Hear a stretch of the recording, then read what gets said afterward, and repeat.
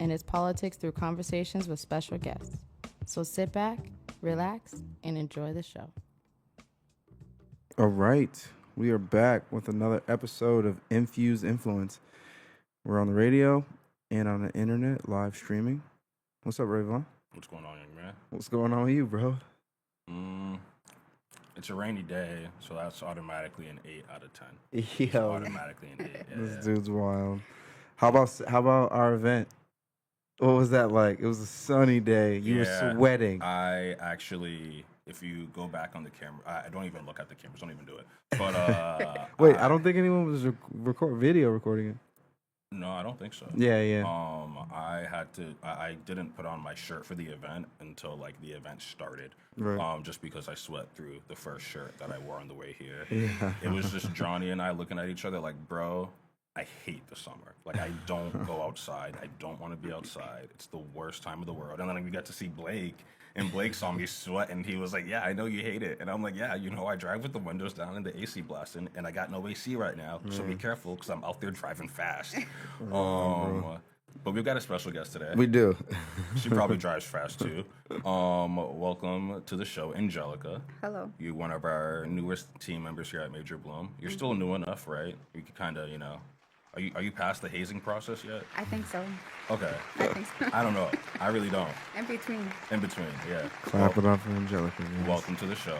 Yeah. Thank you for coming by. How are you today? Good. All right. Are you having fun? Sure.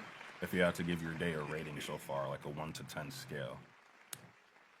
I say like a 9. Like a 9? Okay. That's pretty high. You saying that just to beat me or like? Nah, because I like the rain. You like the rain? Yeah, I'm an April baby, so. Time out. I'm an April baby. You don't like the rain? I love the rain, but I also love the sunshine. Oh, I do too. I love the snow. I love the balance between all seasons. No, I don't like no snow. For real? No cold, no nothing. Oh, come on. You got to enjoy it. You live in Massachusetts. I know, and that's why I don't like it. I hope you're actively shopping for a house down south. Tropical, yes. That's crazy. That's crazy. Well, Jelly, you've been a part of the team now. Also, for people listening, I called her Angelica, but I actually just call her Jelly. So anytime I say Jelly from here on out, I'll be referring to Angelica. We call her Jelly. We call you Jelly. Yeah, that's what she told us. Val used to call you. What? Well, how do you used to pronounce your name? It was something completely. Angelica. Yeah, bro, yeah. Who is Angelica? Yeah, and that's what got us realizing that you go by Jelly. It's like, what? How do you actually go? What, like, we know how to pronounce your name, but what do you actually go by? I know it's not Angelica. No, it's Angelica. Yo. That's why Val's one of the funniest people I've ever met in my life. Like, undoubtedly, he probably cracks my top 15 funniest people of all time. I mean, at least he said the whole thing, because I had people say like Angela or like Angelica or like some weird stuff. Yeah, Angelina. I always had that. Phonetically, it's spelled Angelica. Right? Yeah. Right. I mean, I guess, yeah. Yeah. Anytime I've ever read it with someone else's name, I've read it as Angelica, so I guess I'll keep it calm. Yeah. It's not the first time. Try not to overcomplicate this. So you go by Jelly, though. Yes. Is it because it's like the 4 letters in your name? That, and I like peanut butter and jelly. Stop it. How often do you eat peanut butter and jelly? At least like once or twice. A week? Do I want to say that? I'm asking you because I'm an avid. Maybe like twice a day, once or twice a day. Yeah. Oh, that's what's up. Yeah. We're gonna clap it up for that. I love that for you. You know what I'm saying?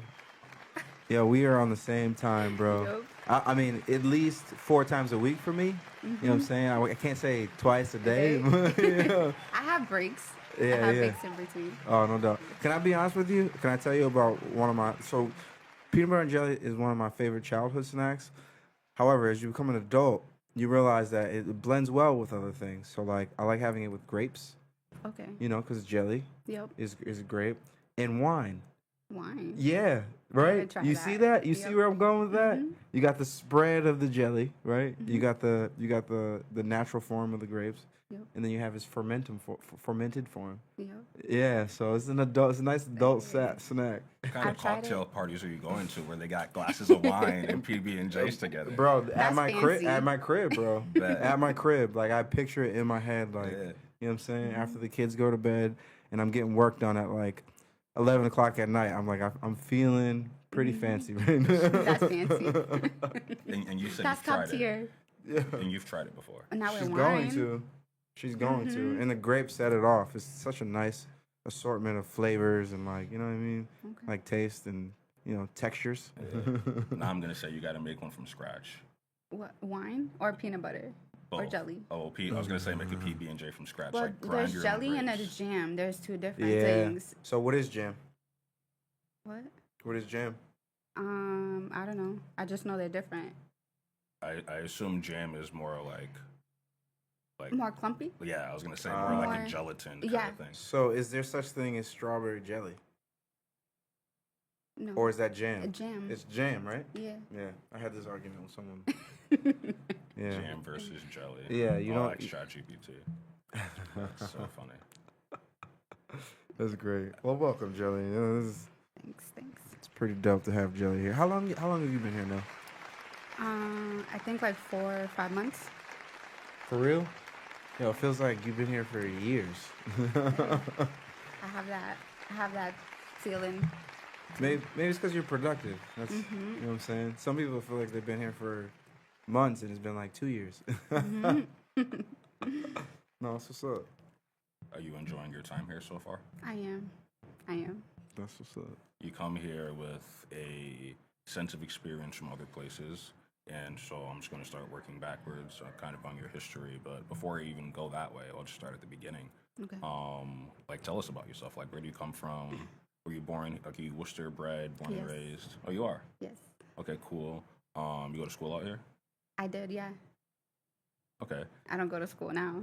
You know, you know, that's you can go to school at any time, but You can. do you plan? What's the word? Did you smoke for the first time here in Worcester? Yes. What was that like?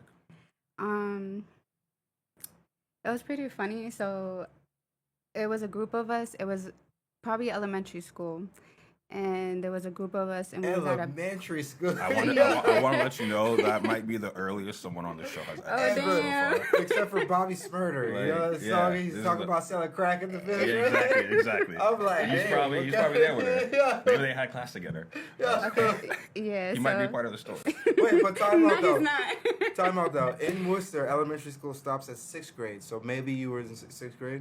Yeah. Okay, all right. Yeah. So that's a little bit, all right, I can get it. You know what I Yeah. mean? As opposed to like 5th grade. Yeah, You're yeah. like, So yeah, like you were probably at least 13. You got a teen at your age. right. If I was you're- a teen. Yeah, I was a teen. Yeah, if your Yeah. age didn't end in teen, you'd Yeah. be like, whoa, all right. Yeah. You know, if you Yeah. said 10, 11, That's crazy. 12's borderline. Oh, yeah. Nah, 13 is so- acceptable. Yeah. So I 6th was grade. a teen. Wait, Okay. what elementary school did you go to? I went to May Street School. Okay, all right. Yeah. All right. And so I went there, and it was like a group of us, and we had just moved there. So like my parents moved a lot, so we was all over Worcester, and I wanted to like hang out with like a group of people, so like the cool kids or whatever. So I did that, and they was like already smoking. So I was like, damn, I would feel left out. So they were like, "Oh, you know how to smoke?" And I was like, "Yeah, I know how to smoke." Didn't know how to smoke at all. Never even tried it. Yeah. So they passed me the L, and once I hit it, I died. I died. I couldn't stop You start coughing. coughing everywhere. Yo, I look like a straight amateur. Yeah, that's hilarious. Do you have any older siblings or cousins? I do. I have 2 older brothers. So that they smoke weed? Yeah. Word. So Well, did- my middle brother don't smoke weed, Oh, but word. my older brother, yeah. So did you tell them about the experience and then they put you on game after that? Nah, I didn't tell him at all. Yeah. So yeah, and then I just started smoking like that, and then we was at a park, so we was stuck inside the baseball section, and the field was closed. It was locked, the fences, so I had to jump over the fence. And when I jumped over the fence, I fell. I slipped, and I slipped on my bag where I lost breath. So it was crazy, and I was like, you know what, I'm never touching weed again, ever. Yeah, that's crazy. And then like fast forwarded to like I went to high school, and I tried it here and there before I went to class, or in between my block periods, I went to smoke just to have a break from these teachers and shit like that. So after that, I started getting comfortable on smoking. I was like a pro, at least at North High. And then from North High, I was there for 2 years, and then I dropped out. So For real? yeah. Why you drop out, bro? I just had issues. Like, since like I was like the only girl. I'm the only girl in my family for the most part. So like, I'm more like I hang around with like dudes and like boys and stuff like that. Just cause like I have my brothers and I was really close to my dad. Me and my dad were like straight. We was inseparable. So like it's that I was always more attracted to like hanging around with guys and stuff like that rather than girls. I just was more like a tomboy. So I just had a lot of problems with females because I was always hanging around with like the jocks and stuff like that, and a lot of girls didn't like that. So it was just issues. Yo, that's crazy. And then like it was just like fight after fight. So my mom just got tired of it, and I got tired of it. So she was like, and my brother had suggested to go to Job Corps, cause he went to Job Corps. So so I was like, yeah. My mom dropped me out in sophomore, junior year, and then from there I stood home for like a few months. But it was kind of boring because like I didn't have nobody to talk to. Like all my friends were in school, so I just slept most of the day. And then like woke up and just watch TV or go on my computer or something like that. And then my mom's like, "Yeah, we're not doing this. Like, you're not gonna do this and hang out all day long and not do shit." So I was like, "All right." So that's when my brother suggested the Job Corps thing, and she signed me up for Job Corps. The one in Grafton? Yeah. Oh, that's what's up. Yeah. How So was that I called it my boot camp. Yeah. Because they were just like really hardcore, but they taught me a lot. Like they taught me how to basically grow up, do my own things, clean my own stuff, do my bed, because my mom did all that. So like I had that luxury where my mom cleaned my room when I was at school, or she'll do my room, clean my laundry, do my dishes, things like that. But when I got to Job Corps, I had to like learn all that and do it myself. So I did that for 8 months. And then I got my GED, I had my permit, and I got my trade in office business and administration. Yeah, well, that's what's up. I was gonna ask you what your trade was. That's what's up. Yep. I didn't know that. You know, I'm biased towards business administration and formal education around it. Yeah. 'Cause I studied it for 10 years. So. Oh, that's cool. Yeah. That's cool. Anyone that's on the fence about what major or what they want to study in school, I'm always like, what do you think about business? Yeah. So I did that for 8 months, and then like the program was finishing up, so they were cutting the program altogether in Job Corps. They wasn't doing the business one. Yeah, just because a lot of people wasn't interested in it. Yeah. So they wanted to change it to EMT. Wow, what? That's a Yeah. drastic difference. Yeah. You know what? I have a question about that, but we should probably just take a quick break and be right back. My mom. Your mom, the pastor, or excuse me, the Yes. preacher, got you into the legal cannabis industry. Somewhat, yeah. Okay. Just At making sure I'm least following. 50%. All right, 50%. right. No, since she was a pastor, so she went around and spoke about her testimony, and she has a disease, HIV. So she wanted me to learn about that disease, and just be well aware of it and the potentials of it and things like that or whatever. So she kind of sprung that onto me when I was younger, because I had snuck a boy into my room, and we didn't do anything, nothing like that. It wasn't crazy or whatever. So we was just watching movies, but that kind of gave her like the opportunity to just like kind of Have to talk. yeah, have the talk. So from there, like and she ended up telling me that that's what she had gotten from just like being, just not being responsible and things like that, whatever. So like, as the years go by, they kind of told her that she wasn't gonna live that long. I'm sorry to hear that. Yeah, so here we go, 20-something years later, she's still here, alive and kicking, Yeah. and talking smack to me. Shout out to mom, dude. Yeah, so a lot of that was just like, just helping her, like, because I knew she had a lot of body issues, like body pains, not issues. She had a lot of body pains and things like that. So like, I wanted things to help her because I'm not really much into like medication, things like that. I wanted to learn more of like more things that were herbal, more natural things and stuff like that. So that's when I started learning things and started getting into and obviously at that same time, the dispensary world was opening up. So I just try to get into the industry, and it was COVID at the same time, a little bit before COVID, because I was a resident counselor before before I became in cannabis industry. So so like I just wanted to find things that were a lot better for my mom. Just if it was a topical, because she's not a smoker, obviously she doesn't smoke or anything like that, and she was really hesitant, of trying anything that I wanted to give her. She was like, hell no. So like I had to convince her and do like mad research, and like here I have is like papers and top of papers, and telling her like this shit is good for you, like it can do so much for your body, like you don't always have to inhale it. So like there's other ways of consuming or even doing anything with marijuana. So it was something that was like a learning thing for me too as well. And like I said, my brother suffers from anxiety and things like that. So like I'm that person that just kind of like care for my family. So like I wanted to like find something that they can do also that will soothe their body or just like help them overall. And so when did you start going to dispensaries? Because I assume you would go, you're not hitting up your plug to get a topical for your mom. Nah. So that was like probably, I started going like as soon as it started opening. I went to Sunnyside first because I lived in Leicester. I started not going to my drug dealer just because like I always had issues with my drug dealer. Oh, like always the time. I'll be there in 5 minutes. Yeah, and then you're waiting 3 hours and they still not showing up or like things like that or whatever. So like, and I had pretty cool drug dealers. Like they were pretty cool. Like drug dealers. Yeah. Time out. Your weed plug. My weed plug. Yeah, come on, Okay, man. sorry. So some people plug weed and sell drugs. But You feel me? Yeah. we're not talking about that. We're just Okay. the guy that sells me weed. Okay. So I had a few of them. Like it wasn't always just one or two or whatever. So like, and then I always tried to do it myself. Like I always tried to. But then you I ended was up like just the smoking person. it. Yeah, and then like there was one time where I was like selling people shit that wasn't like a whole 3.5. It was like Yeah. under 3.5, but I was selling it for $40. So it was That's just like, wild. yeah. So I was kind of like stealing from them at the same time. I was just a big ass thief. Everything is coming out with jelly, bro. But You yeah. was skimping them. If they had a problem, what you gonna do? You gonna fight? Yo, I'm gonna go get my brother. She's Debo over here on the block, bro. Yeah, crazy. So you mentioned resident counselor. What was that? Where is that? What is that?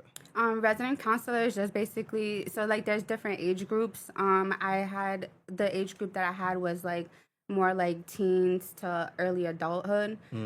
But they just basically suffer from like mental health issues. Like I had one kid that was like that wanted to kill his family. So it's just like, yeah. So they kind of like they kind of what do you say? Secluded? They kind of did that or whatever. He did a little bit of time, but he was a juvenile, so like he didn't actually do didn't go to jail or anything like that. So they just stuck him into a program. So that's basically what they do. Like any kids like that suffer from mental illness, so with things like that, they kind of just like evaluate them and then they put them into these programs that are houses in different areas. There's one in Worcester actually. There's one in Northborough, which is the one that I was at. So it was really hard. It was a really hard job. It's heavy to deal with, especially you're Yeah. young. You know, Yeah. you don't have a lot of work experience yourself. Exactly. Whatever so, happened with that kid, though, bro? Huh? Whatever happened with that kid? What kid? The kid that wanted to kill his Oh, family. he stood there. He stood there like he was good. He didn't like Crazy. he didn't bug out or anything like that. But once they're in that program and they start maturing and they start like Right. going through all like the steps that they need to go through and just be on top of their medication, they kind of like pass on to like another. They go into another program, which is kind of like segue out of the resident program. They kind of like are basically thrown out into the world, which is kind of harsh too to think of it because these kids kind of suffer from mental health. So you're just throwing them out into the world where it's pretty harsh out there. So so it's kind of like you're on your own. But yeah, I enjoyed the job. It paid really well, but you definitely had to check yourself at the door when you're coming in and coming out. So it definitely weighed a lot on mental health for sure. So that's when I took a break off of it because I was working through COVID at that. So they wanted us to be in the house at least 24 hours. So all the resident counselors had to stay every 3 days. So we had to stay in the house for 3 days and then we'll switch off. So, and that's something that you could have chose if you wanted to, but I knew the money was good, so I did it. Which was really hard too because I have 2 kids, so it was hard not being around them 3 days at a time. So it was really a hard time. And then after that, I was just like, I kind of don't want to do this. Like, I don't want to be away from my kids, and I don't want to deal with people that have mental health. It wasn't a job for me. So I wasn't helping anybody or like things like that. So I realized that really quick. So then I just applied. I had applied to Mission, and I didn't get nothing back for a while. I probably waited like 4 or 5 months until they wrote to me and asked me if I wanted to come for an interview. So I was like, heck yeah! Like I jumped on the opportunity real quick. So I did the interview. I did like maybe 5 interviews with Mission. So it was kind of crazy. And every person that I asked, they didn't go through those steps. So I was like, damn, why do I have to go through all these interviews?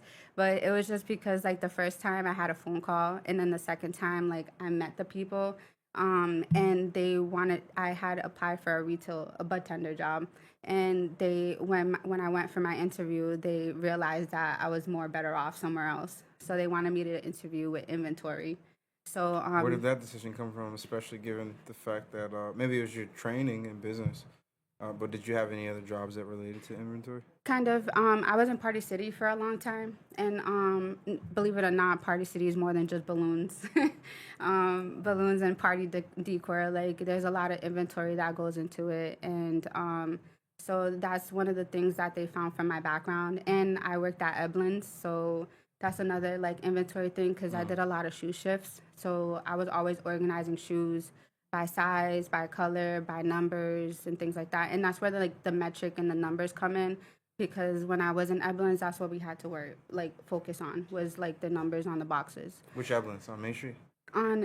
Next to the courthouse. That's what's up. Yeah, well, I helped out in a couple of times in Park Ave, but that was my hometown. Oh yeah. No, that makes sense. Yeah, so I started there, and then but yeah, so I went to the interview at Mission, and I did it a few times, and that's when I just became into enjoying inventory. So that's where like I started growing and just knowing everything, and that's just like the source right there because you're literally touching everything. So that and like doing delivery and stuff like that. So it got me into enjoying doing inventory and being in inventory. That's what's You up. didn't like doing inventory at Eblin's, being like, yo, these new shoes coming out tomorrow, a pair's for me. I mean, yeah, like that's how I became the sneakerhead. Is every single time we got a pair of shoes, I copped them. That's so crazy.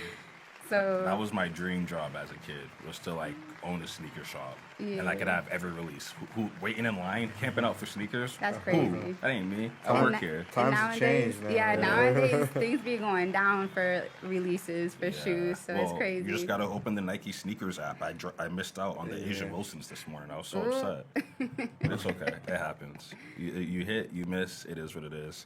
And so when you started at Mission, well, actually, before we get there, we're gonna take Okay. a quick break, and then Okay. we'll get right back to that. All right.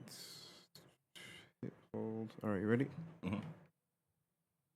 All right, this is Infused Influence. Thanks for sticking with us through the break. I'm your co-host, Rayvon. I've got my co-host, Ulysses, with me. Yep. And our special guest, Jelly. If you missed the first half of our Jelly's here. episode, we were chatting a little bit more about her background and kind of, some of the jobs she's worked. And now we've kind of just gotten to the point where she's getting fully into the industry. You start at Mission and doing inventory from the jump. Yep. How did you kind of grow from there? So from there, I just went up the steps. They had like a level 2. So I went for the level 2, and they kind of passed me up for that position, even though it was like the lowest position that they had. They kind of passed me up and chose somebody else that was there a lot longer. So that's when when it came around to have my one-on-one, I kind of brought up about that position and not them offering to somebody else instead of me. And I questioned Mission on because at that point when I first started, they picked people over seniority, over skills. So that was something that was like a kind of a hard pill for me to swallow because I think, well, for me, like knowing business and knowing things like that, I feel like you should always have skills. rather than a seniority type of thing. So that's when I started having like a not a fit or whatever, but like I kind of like brought it to their attention, and they questioned their own selves. So it's just like so after a while, I was like, yeah, I deserve that spot. Like that spot is mine. So I kept working hard for it, and then I ended up getting a level 2 position, which is like a baby step. It wasn't even that crazy or that big, but it went somewhere. So after that, I just like had my head down because I was a really blunt person, and whatever like how I felt or things like that, I kind of just like said it instead of like thinking it through. So so I just said a lot of things, and sometimes it always put me in the hot seat.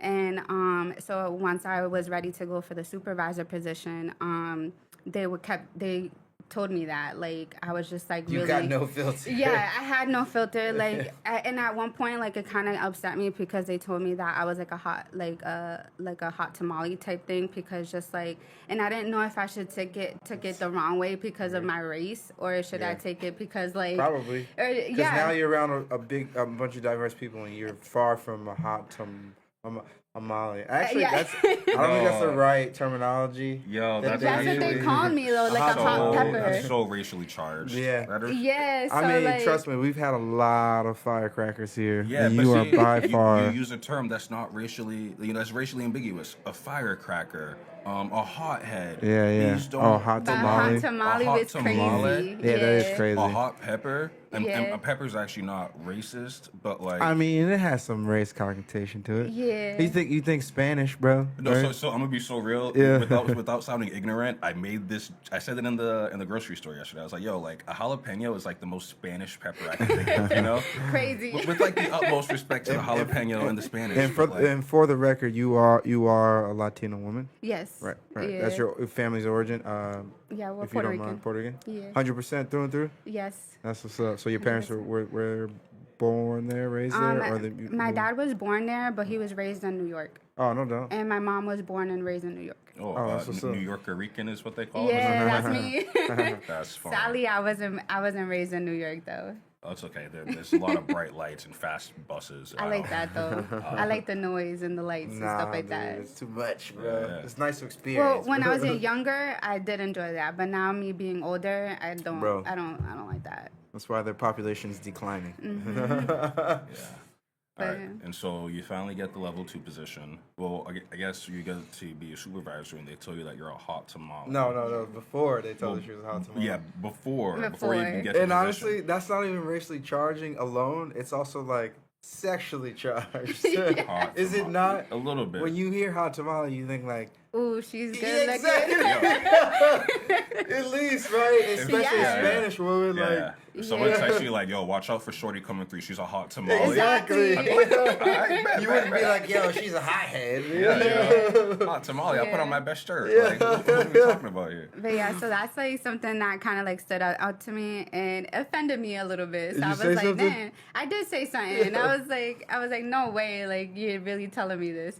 So like they kind of refrained it and took it back in a way. So Was this your manager at the time or HR? Yes, she was my manager. She was your- oh, so it was a she was- female, too, She so- was the inventory manager. It was like two of them. So it was Yeah, like our yeah. GM and then the inventory manager Yo, because that's we had to apply and interview every step that we went up. Right. So like nobody just got the job because you was there or you did the work and stuff like that. You actually had to apply, put in your resume, and go for the interview and things like that. So it's just like, so before I went for the interview, she sat me down and she told me that. So I was like, and then when I walked out, I was like, damn, should I be offended Yo, or that's should like hilarious. should I take that as criticism, like good criticism and things like that? Because that is also something that I learned growing up and working in retail and in business is that I didn't take well to criticism. Yeah. I did not like it. It would always brush me the wrong way. So just because I always thought I did a good job, I'm like, okay, so why are you telling me something different? Yeah. But I worked at Party City and I had this manager, which he always called me her. And I didn't like that either. So I'm like, yo, I have a name. Like, call me by my name. I'm not her or whatever. So that's when, like, it kind of, like, was a turning point. Yeah, so I kind of, like, put that respect level for him. And once it was there, like, he taught me so much. Like he was a good GM. He taught me a lot, like how to take the criticism, bad or good, and he developed me like for sure all the way through. And he was really hard on me. Like if I told him that I couldn't do something, he'd be like, "Oh, you got this," and then walk away. And and it wouldn't even help me or nothing. And this guy is like a 6-foot guy, and I'm over here 5'3", like holding grids, like holding these fucking metal wires and shit. So I was just like, bro, you're not gonna help me. Yeah. And he's like, nah, you got this. And I would have to go like up flights of stairs over and over again. So I was just like, all right, I don't need that guy. Right. So I was like, forget him. I was like, I can do it by myself. So from there, I was just like, I just didn't take well to criticism. And then after that, I was like, all right, so I'll just like, I kind of start taking it and then just turn it into better. If it was like something that I didn't like or whatever, I would take a second or I'll take a day or two or whatever and be like, okay, maybe he said or she said those things for a reason. But when she called me a hot tamale, I was like, nah, bro. Yeah. I was like, that's not flying with me. So I was like, you know what? I was like, all right. So I ended up going and putting in my my resume for the supervisor spot, even though like, no, or admission. Admission. Even though she said what she said, I still went for the supervisor position, and I didn't let her take away me wanting to move up in the business. So even though she was very bitter, but yeah, so I just went for the interview, and then I showed them that I could be a supervisor, and she kept denying me over and over again. Like, I don't know what her issue was. I don't know if she thought that I would become better than her or something like that, or just make that vault area, that inventory room, a lot better than she could, because she was really disorganized. And I'm really opposite of her with OCD and organized, so it's just like I was completely opposite from her. But yeah, so I went in through a couple interviews and things like that. I ended up getting the supervisor position. And then from there, they kind of like pushed our inventory manager to go to Georgetown. So they gave me I interviewed the spot for inventory manager, and that's how I got inventory manager. Way to stay persistent through the trials and tribulations. She's trying to get at you, calling you a hot tamale. Yeah. Is she still with Mission? No. Well, yeah, she's at Georgetown. Oh, she's at Georgetown? Yeah, she's the assistant manager there. Oh, no doubt. Yeah. And that's the dispensary, right? Oh, I got you. Mission dispensary. Yeah. Well, that's cool. Yeah. So then why did you leave? At Mission, just because they brought in, so they had asked me to be the GM. For Mission. Wow. And I think that's where I messed up. And my opportunity at Mission is that I told my old GM was like, he was a rock. He was everything for me. Like, he was a dope ass man. So like I did everything for him. Like, we always made a joke that I babied him too much just because I did a lot of things for my GM. He was like very time management. Like, he wanted everything to be done at a certain point. Like, if it was like a minute or two late, he would question you like why it took you this long and things like that. So like that, he helped me with time management because I didn't have that either. So with me being supervisor and coming into an inventory manager, I had to learn my time management very well because they just threw a lot at me at the same time. So yeah, he just, from when I decided to leave is because I told him that I didn't want the GM position. And that's where I messed up, is I told him that I didn't want it, which obviously made them like, okay, like Angelica doesn't want it, like she's not going for it, so it's just like whatever. And I did what they asked. I did the resume, I did the interview and things like that, and I didn't give it my all in my interview. But they offered it to you? They did, but... Why did you say no? Because I was so stuck in inventory, and that room was literally one of my babies. Right. That room was everything for me. Like, nothing could be messed up in that room at all. Right. So, and I, like, ran a really tight ship with my team. So, it was just, like, there was no mess-ups. And if there was mess-ups, they were just here and there. But, like, I kind of, like, was really hard on them and had expectations really, really high. So then you got a new GM, and that's when it went downhill. Yeah. So they ended up hiring somebody that was from outside and not course. part of the Mission family because like that's what we kind of got. We was like a Mission family. So like even though we argued and bickered here and there wherever, we were still a family at the end of the day. Like we'll come back to our next shift and be like, oh hey, and start talking. Like we didn't have any like build up frustrations with each other. Like we would let it out right there in that room, in the management room, and that's it. So they ended up bringing him in instead of like hiring somebody from within our family, and he just didn't roll with what we was putting out. So like everything was done for him. He didn't have to do anything at all. So all of us knew our parts. The AGM, the retail manager, me as inventory manager, we knew what we was doing. We didn't need basically the GM to tell us what to do. Like we did that for him, and we made him look good. So, and he just wanted to, since he was new, he wanted to prove himself. So like he started digging his toes into things that he didn't have to, and messing inventory up, and messing the money flow up, and just messing a lot of things up. So like it just like, and at that point he found out that I wanted to be the person that bought the product. Purchasing? Yeah, basically what Rayvon does. So Hey he, now. no, sorry, I don't want your spot. You might not have a choice in the future. But yeah, so I wanted to become that, and I was training to become the purchasing manager, or just helping them out with that, because I was creating all the products for all three stores.